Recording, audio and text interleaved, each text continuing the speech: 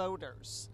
They do it by suppressing the vote, they do it by driving down turnout, and they do it by chopping up congressional districts. We know that Texas is going to be the first stop, but it is not going to be the last. That's how weak they are. And the American people see this for what it is. Republicans undermining democracy, politicians putting career over country, and Democrats are going to use every tool that we have to make sure that the people of Texas are heard in 2026, that the will of the American people is respected, and that their vote counts. Don't forget, we would be sitting in a Democratic majority if it wasn't for Republicans scheming in North Carolina that redistricted off the map 3 Democratic seats. So we're going to fight with everything we have to make sure that it is the voters of this country, the voters of Texas, that get to determine who controls the U.S. Congress. And with that, I am so proud to be in this fight with a true champion for the right to vote and for democracy and for the people of Texas, Congressman Marc Veasey. Whip Clark, thank you very much. And I want to really, first of all, say thank you to each and every one of you that are out here today, all of my colleagues, Terry Sewell, who is the co-chair of the Voting Rights Caucus, that have taken the time to come out here today to talk about something that is happening in Texas. But as the whip pointed out, we are really concerned that we're going to see this all across the country. And I really cannot overstate the gravity of this moment that we're in across the country. Donald Trump is behaving like a dictator and issuing marching orders to his these subservient governors around the country to try and rig the elections before a single vote is cast. And let me be clear, this is an authoritarian move. And when authoritarians know their policies are failing, when they gut health care, they jack up energy bills, the Trump tariff taxes, the big ugly bill, they know they have to cheat to win. And that is what's happening right now. Worst of all, they're using these catastrophic floods as a political ploy and cover to silence the voices of millions of Texans, mainly Hispanic, Black, and Asian Texans. And today, along with my fellow Texas Democrats, we have introduced an emergency flood relief bill to support the victims as we rebuild following this tragedy. Because what's happening in Texas, again, is only the beginning. Trump is not going to stop in Texas. This is a show that he is going to try to take on the road, and we know that he won't stop here. He said he'd leave Roe v. Wade alone. He lied about that. He said he knew nothing about Project 2025. He lied about that. He said he was not going to gut children's health care. Of course, we just saw him recently do that. The Voting Rights Act, continually trying to gut that. They can't win on policy, so now they're trying to redraw the maps. And don't believe them when they say this redistricting is about fairness. Don't trust them when they say race has nothing to do with this. If you give them an inch, they're going to take everything. And so Trump's vision of this country is one where you have to pass a loyalty test just to be able to vote. And so we want to stop this. We're not going to allow Greg Abbott and Donald Trump to drag us backwards. We have made progress in this country when it pertains to voting rights, and now we're starting to see them over the last 10, 20 years. We're starting to see a rollback from the 1960s, and we are absolutely not going to stand here and be silent. We are going to fight against this, and we will do everything that it takes here in Congress, working with our state legislators, and in the courts to make sure that everyone has access to the ballot box and that we have fair lines. So with that, I am going to introduce, again, the co-founder and co-chair of the Voting Rights Caucus, Terry Sewell from the great state of Alabama. Thank you so much, Marc Veasey, for being a champion for voting rights and also co-chair of the Voting Rights Task Force. As a representative of Alabama's civil rights district, the historic cities of Birmingham and Tuscaloosa and my hometown of Selma, Alabama, this is very personal to me. I will not stand by while Trump and Republicans try to silence the voices of millions of Americans. Year after year, our colleague, John Lewis, would remind us that progress is elusive and that every generation must fight and fight to hold on to the progress that we've made and to advance it. It was John on the Edmund Pettus Bridge, his last time, stricken with cancer. He said, his voice was mighty. He said, never give up, never give in, keep the faith, and keep your eyes on the prize. That's exactly what the Texas delegation is doing, and we are all standing behind them to make sure, because what happens in Texas will happen in Alabama, will happen in Georgia. So it's so important that we fight back.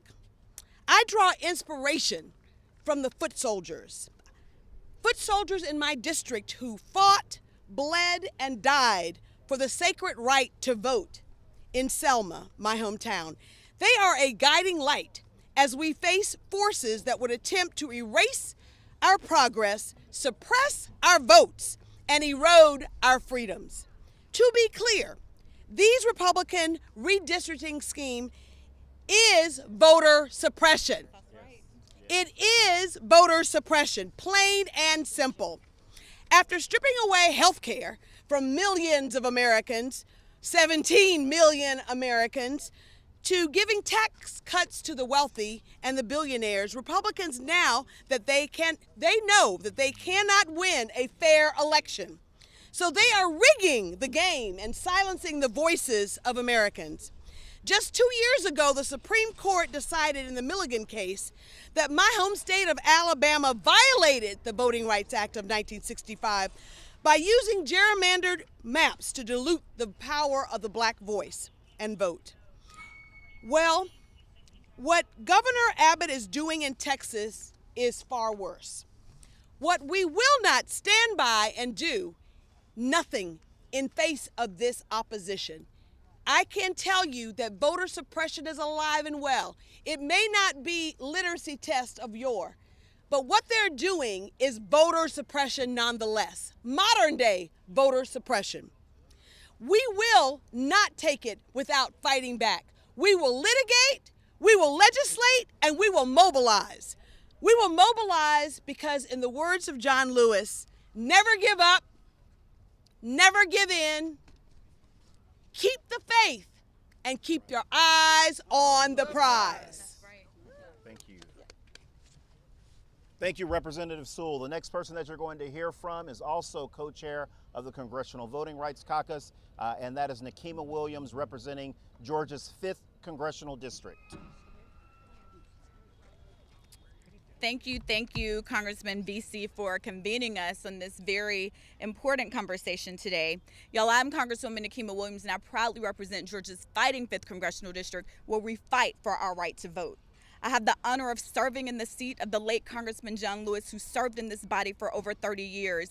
And as you've heard from our fellow co-chair, Congresswoman Terry Sewell, Congressman Lewis gave a little blood on the Edmund Pettus Bridge so I could serve in this body, so that we could have free maps and free and fair elections, so that everyone had a voice and a say in our democracy. Just last week, we had the John Lewis Day of Action to honor Congressman Lewis.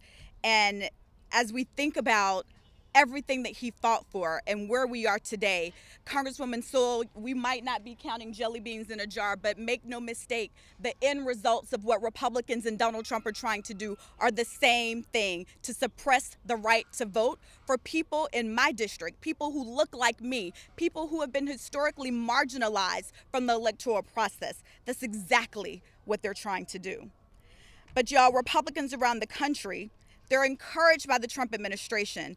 They're so afraid of their own ideas that they feel the need to silence the voices of the people just to win. They're afraid of what the American people would think about their policies, that they're trying to change the rules to their benefit.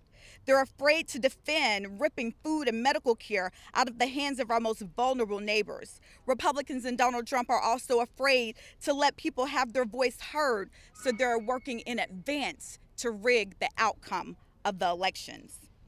But y'all make no mistake, the Trump administration's policies are hurting people, and they're trying to force redistricting so that we can't hear the resounding voices of the American people rejecting the cruelty that Donald Trump is inflicting on our country. But we also need to be clear about what these redistricting proposals mean. They mean gutting the influence of people who live in cities. They mean gutting and diluting Black political power and other groups that have been historically marginalized in our political process. We need to be clear and we need to make it plain. Republicans fundamentally believe that people who look like me and people who represent districts like mine, they don't deserve an equal right in our electoral process and their votes don't matter. But let me be clear. I will continue to fight for the votes no matter where the fight comes from, everywhere from the halls of Congress to courtrooms to your local communities, because y'all, it is going to take all of us to push back and stop this. We have to make sure that we are working to build that beloved community that Congressman Lewis taught us about. Congressman Lewis, one of my favorite quotes was, because we know that everything is being thrown at us at one time. He said, let us not get lost in a sea of despair. Yes. Let us be optimistic, be hopeful, because our struggle is not the struggle of a day, a week, or a month. This is the struggle of a lifetime. And so just because we've already fought these battles, y'all, there is more work to be done, and I stand with you to continue to fight until we win justice and free and fair access for everyone. Thank you so much. Representative Williams, thank you very much. The next person that you're going to hear from, my fellow Texan representing the 29th Congressional District in Houston, Sylvia Garcia. Thank you, Chairman Veasey, and thank you all for being here today. Republicans are locking the doors and skipping town this afternoon because, as Jack Nicholson said, they just can't handle the truth. And here's the truth. These aren't a few good men. Republicans are covering for predators because that's what the felon in the White House has asked them and ordered them to do. First, he told them to bury the Epstein files. Now he's telling Texas Republicans to redraw congressional maps so he can cling to power. Let me say that again. The felon in the White House is redrawing the maps, not the people of Texas, not the people in Austin at the legislature, but the White House itself, to rig the next election. And you know what we're hearing from Texas Republicans? Well, off the record, they'll all tell you that they really aren't crazy about this whole idea of gerrymandering, but they're just too scared to say no to the felon in the White House. So here's where we are, being dragged into a fight not to lower costs, to make the cost of living more affordable, not to help the flood victims with emergency alerts to prevent another major flood, but all to do is to inflate the felon in the White House quest for power. He wants to make sure that Democrats don't take the gavel and black his craziness. Let's be clear, these maps aren't being drawn in Austin, they're being drawn in secret in some back room of the White House. And I want to remind my Republican colleagues, redistricting cuts both ways. If you touch my district, if you touch Marc's district, or you touch Lizzie's district, or Julie's district, you're going to have to touch all those around. So it might just put some of your Republicans more at risk. You're playing with fire, and voters will remember who lit the match. And while Republicans run, I'll be there where the people are. There are hearings in Austin. I will be there. There will be a hearing in Houston Saturday. You damn sure I'm going to be there. And on Monday, I'll be in Arlington for that hearing. But here's the hitch. We're doing hearings without a map to comment on. That's how much of a scam this whole thing is. Because I can tell you, my job is to make sure the voices of my district are heard. But if you're telling me to comment on something and I haven't even seen what you're changing, it makes it really hard. But all that is by design, because they don't care about process. It's all about the power grab. So here's the bottom line. Donald Trump, God willing, will be gone in 2029. But these gerrymandered maps, this cowardice, that'll be the legacy Republicans leave behind. because in the end, the people will remember Republicans protected predators, but Democrats protected people. For us, it's always about people over politics. With that, I yield to my colleague and friend, Lizzie Fletcher from Houston. Well, thank you so much, Congresswoman Garcia. Good afternoon. I'm Lizzie Fletcher, and I am so proud to represent Texas's 7th Congressional District in Houston and to serve as chair of the Texas Democratic Delegation in the 119th Congress, and to serve with these leaders and friends from across Texas and across the country who are standing here today. In particular, I want to thank my friend, fellow Texan and co-chair of the Voting Rights Caucus, Marc Veasey, for his leadership and for introducing recently the Anti-Rigging Act to ban the exact kind of mid-decade redistricting that we're talking about right now. As we've already heard today, in Texas, Governor Abbott and Texas Republicans have surrendered Texas to Donald Trump. They have utterly collapsed to pressure from President Trump, and they have surrendered to political operatives from Washington, D.C., who are directing them to redraw Texas's congressional maps to add 5 new GOP seats. This redistricting effort is an affront to all Texans and to the principle that people deserve a say in their government. Make no mistake, in Texas, Republican partisan gerrymandering is racial gerrymandering, and it is illegal. They use partisanship as a proxy for race, systematically packing and cracking districts and minority communities to diminish and limit the voting power and the strength to as few districts as possible. They've done it over the years, and they're doing it again right now. And this is important to understand. All but one of the 13 congressional districts in Texas that are currently represented by Democrats has a majority-minority population. And all 13 of those districts, minority voters elect their candidate of choice to represent them in Washington. Simply put, you cannot dismantle any of these 13 districts currently represented by Democrats without diluting the voting strength of minority communities. It cannot be done. And it should go without saying, it should not be done. It's against the law.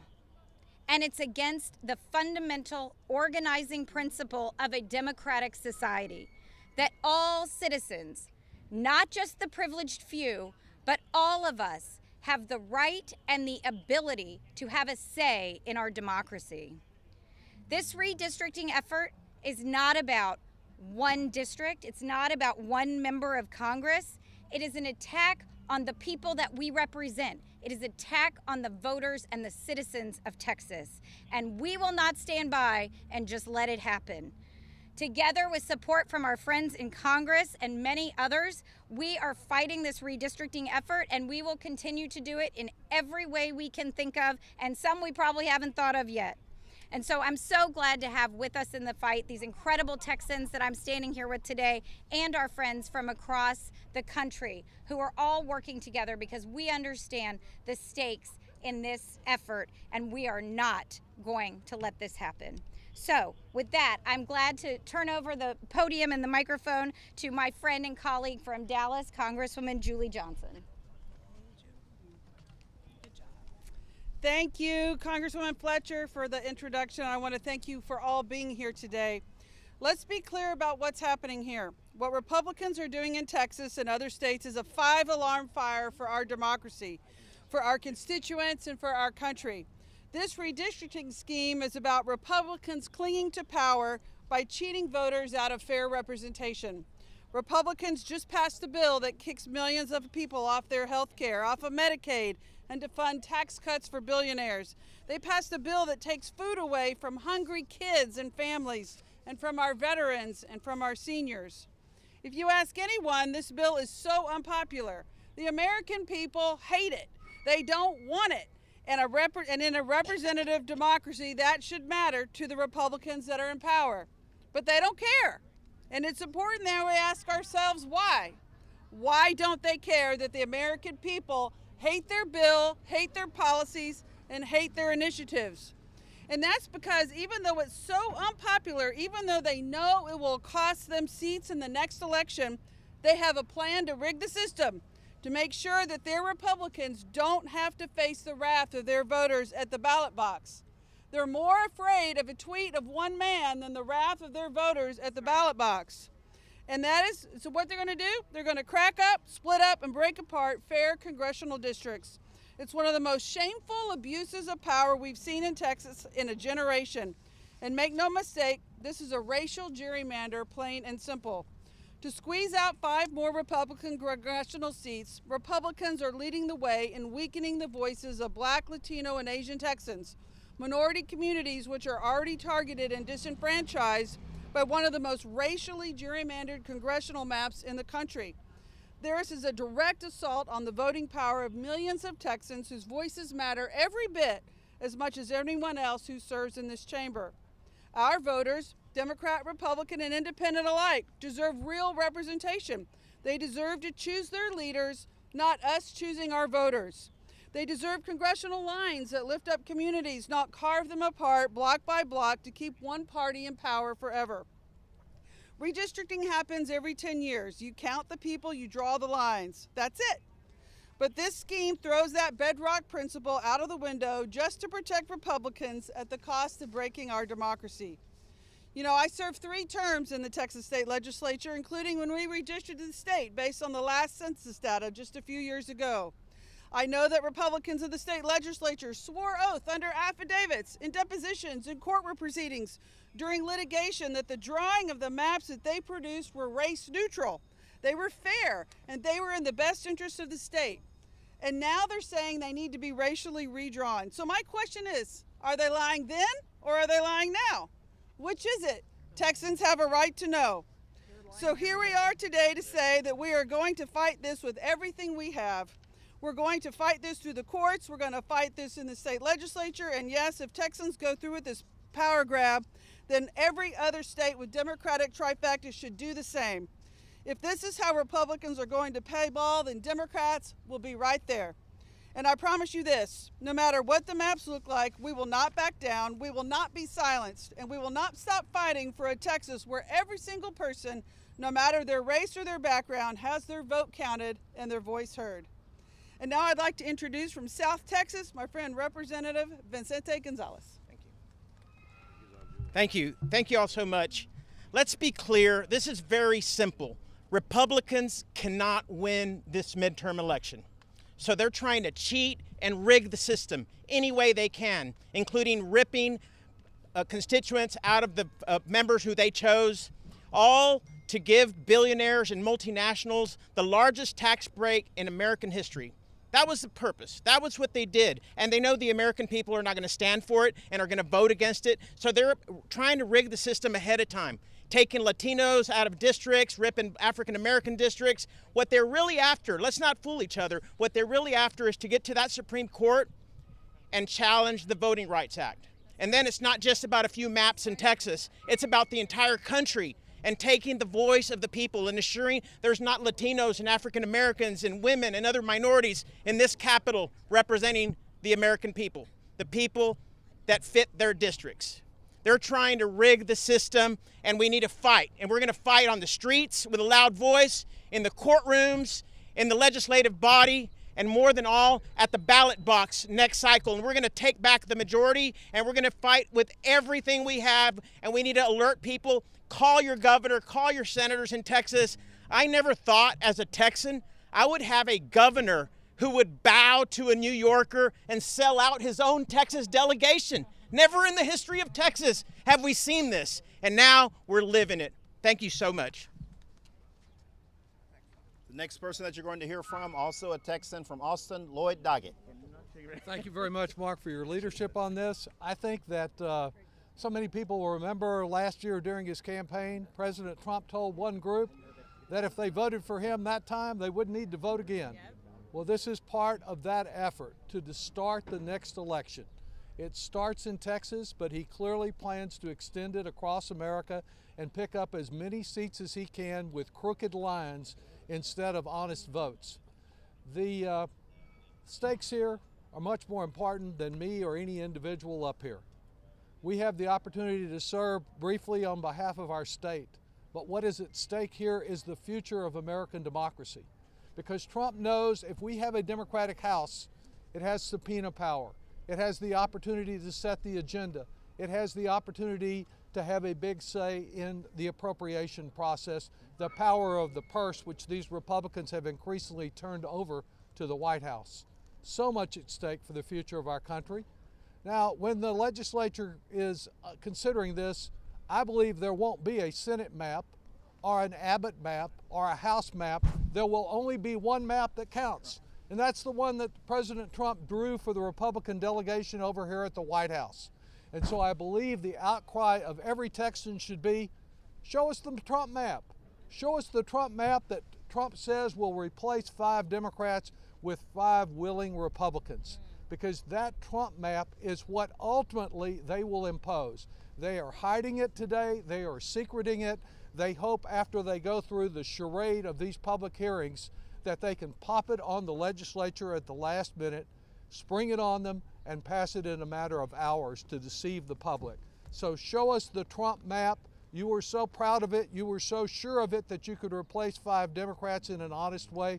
Let's see your handiwork and the damage you propose to do to America to enrich and empower yourself and your family indefinitely. Thank you. Lloyd. Is Jasmine? Yeah, Lloyd, thank you very much. And the next person that you're going to hear from is my next door neighbor to the south, representing Texas's 30th Congressional District, Jasmine Crockett. Thank you so much, and thank you for everyone that is here. It's hot, so I'm going to do my best not to be repetitive, but make sure that I can bring out some additional points. Okay. So I want to point out, because a lot of people don't fully understand what gerrymandering is. I want to give you some numbers, because I want to make sure that we are clear on exactly what they're trying to do. In this last presidential election, Donald Trump won the state of Texas by 56.2 percentage points. But when we look at currently what the congressional maps look like, we have a total of 25 Republicans out of the 38 seats.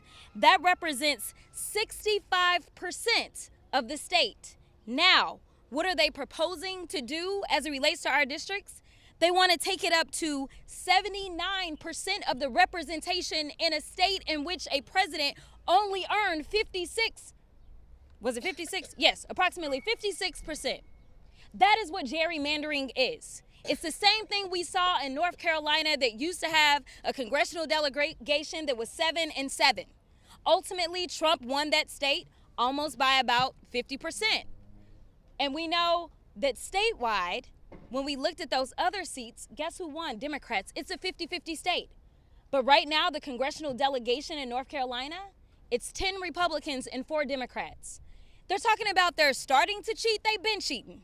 Right now, we should be in power. We should be the ones that are controlling the House. We should be the ones that have the ability to subpoena Elon Musk. We should be the ones that have the ability to subpoena these Epstein files. Let me tell you something. They don't want the truth to come out. They are so far from being interested in transparency. And frankly, we know that the Republicans have abdicated their duties as it relates to those in the House as well as the Senate. And they know we won't back down. So I got news for them. As they sit up here and think that they're about to win, let me tell you, they are playing the game known as the biggest loser. And the biggest one sits in the White House. And baby, the baby loser right here is down there below them. They will lose because the people are speaking out and they are showing up. It is the same reason the Republicans don't want to go into their districts and talk to the people, because they know that their policies are loser policies. They are losers. I'm going to tell you, if it's one group of people that's not going to lose, it is going to be us, because we are going to fight this every step of the way. And so I want to thank those governors that have already made it clear that if you want to fight fire with fire, we got something for you. So thank you to Gavin Newsom, who said, play with Texas if you want to, because we can play with California. I thank you to the governor in New Jersey who said it's not necessarily off the table. I thank you to any Democratic governor who has tried to be fair with the lines that they have drawn. But right now, fairness is not anything that this administration is familiar with. The law isn't anything that this administration is familiar with. The only thing that they know how to do is be crooked, draw crooked lines, and tell crooked lies. So I am here to tell you that if you think that you can just roll over the Democrats, it is a new day.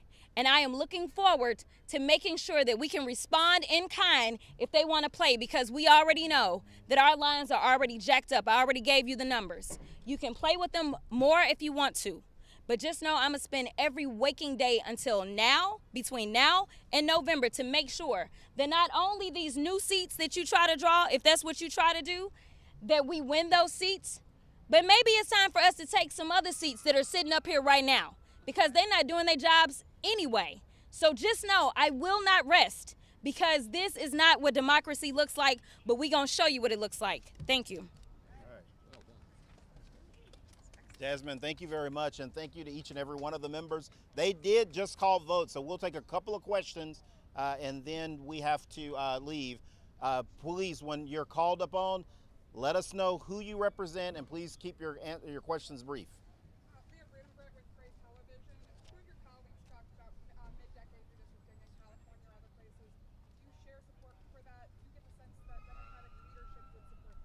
I mean, I think just like Jasmine just said, I'm not a big fan of mid-decade redistricting, but what Trump is doing is unfair and is discriminatory against black and brown and Asian voters in the state of Texas. And so if you have to match Trump's energy, you can't just roll over and be like, you know, you do whatever you want and we're just going to follow the rule of law. You have to match his energy. And so if that's what he's bringing to the table, then that's what we're going to bring to the table.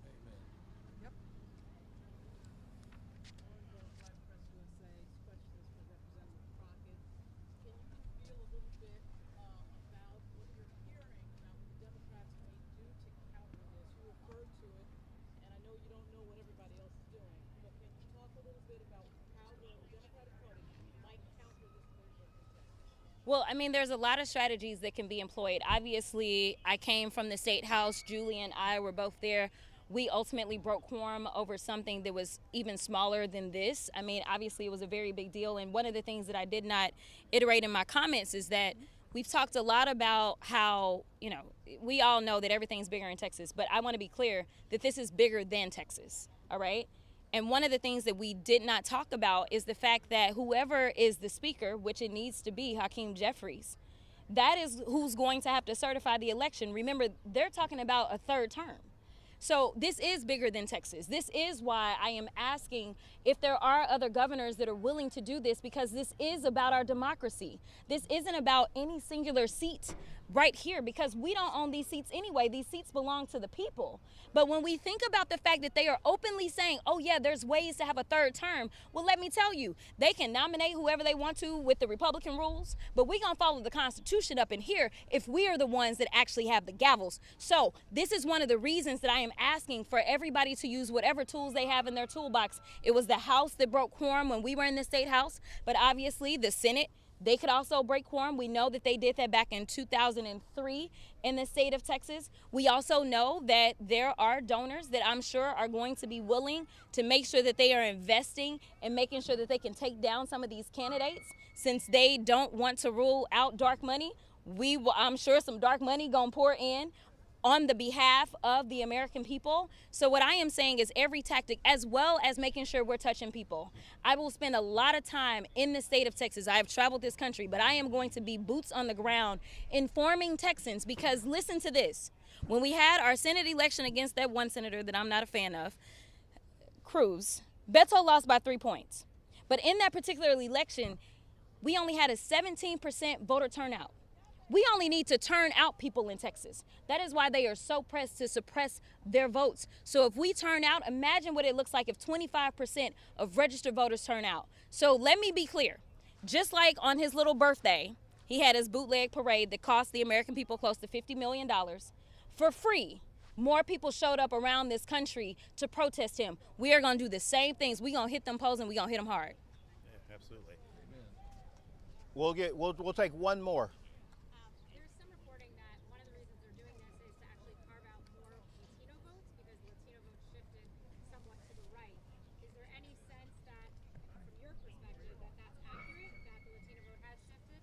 Where did Vicente? I was gonna let Vicente, because I know that covers his district. But no, I think that's I think that's crazy. I think what they are trying to do is actually suppress black and brown and Asian voices. That's what they've done the last 2 to 3 redistrictings, and that's what they're continuing to try to do now, plain and simple. All that other stuff is just a bunch of nonsense. We have to go because we have to go and vote, but I'm asking everyone from around the state of Texas to go, and I'm gonna let Jasmine close us out here, to come to these hearings, show up to these hearings around the state. Houston, there's one in Arlington, Texas, and there's another one, I believe, in Austin. We need for people to show up. We need for activists to be there, Democratic elected officials to be there, and let their displeasure be unknown that we are not going to stand for Donald Trump's discrimination in the redrawing of these maps. Jasmine?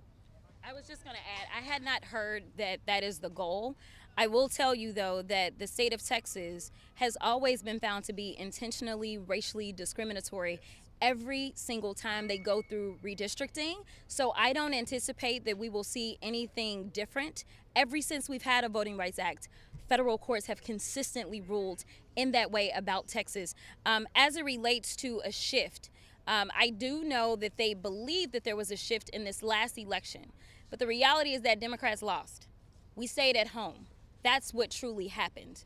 In addition to that, it is my understanding that the tariffs are hitting our state really hard. Texas is one of the largest trading states in the country. So his tariffs are hitting us a little bit deeper. That's number one. Number two, when it comes to the raids that have taken place, there were those that believe, yes, we need raids, we need to get rid of bad people because that's what he said, but that's not who he's going after. So the Latinos in our state are not very happy with the execution of his immigration policies. So ultimately, do I believe that there is some shift within the Latino community, specifically in Texas, is going to help him out? No. Maybe down in Florida, but that's not who we are as Texans. So I think we are going to stand strong and we are going to push back, fight back, and we are going to deliver wins that they have never seen. We are going to beat this administration. Thank you. Thank you all.